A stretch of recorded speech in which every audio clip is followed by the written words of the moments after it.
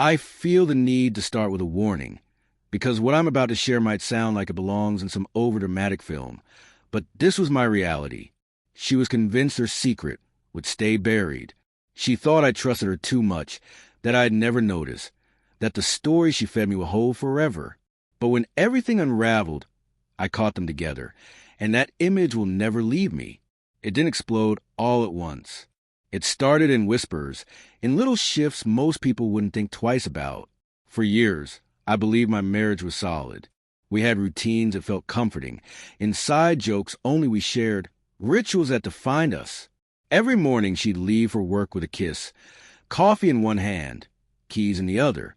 Every night she'd come home tired, sigh about deadlines, impossible clients, and the constant weight her boss put on her shoulders. I never doubted her. Ambition was in her nature, and I thought this was just part of who she was. Then, slowly, things began to look different. She started putting more effort into her appearance. Sharper clothes, bold touches, a confidence that felt out of place. At first, I convinced myself she just wanted to look more professional, but when late nights at the office became the norm, doubt started creeping in. The first time I asked, she laughed it off. "You're being paranoid," she said, eyes rolling. Work never stops. Emails, meetings, my boss breathing down my neck. I tried to believe her. I told myself I was imagining things, letting insecurity cloud my mind. But then weekends changed. She started leaving on Saturdays for work brunches or team outings. She'd come back smelling of a perfume I didn't recognize, hair tousled in a way that didn't match her story. Her excuses came too smoothly, too polished. Her phone became her lifeline, always locked, always within reach.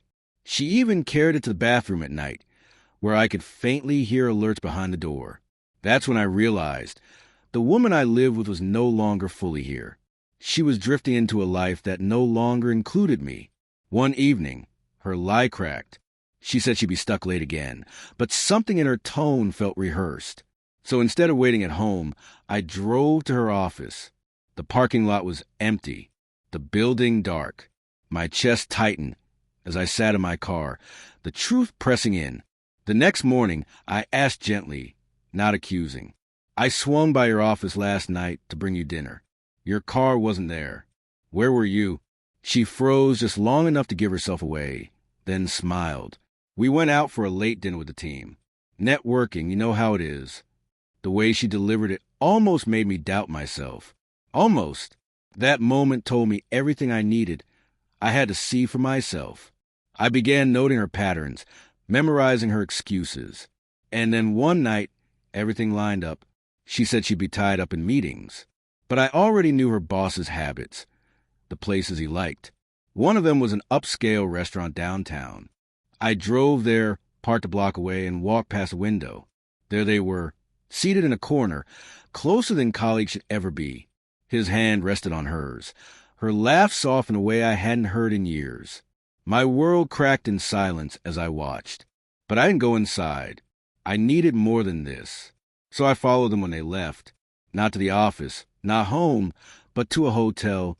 My stomach churned, my hands shook. But I forced myself to watch as they walked inside together, arm in arm like they'd done it countless times before. That night, I didn't scream, didn't cry.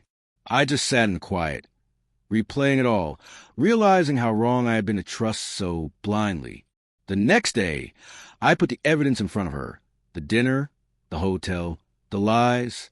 Her face went white. At first, she denied it. Then the tears came. She begged, said she hadn't meant for it to go this far, that it just happened. But betrayal doesn't just happen. Lies aren't accidents. You don't stumble into destroying someone who gave you their trust. That night, I packed my things. I didn't slam doors. I didn't raise my voice. I left with silence, because silence carried the weight of everything she'd done. She thought I'd never know. She thought she'd never be caught. But I did, and the truth didn't free me. It broke me. Yet, in that wreckage, I saw things clearly. Once you see the truth for what it is, you can never close your eyes again.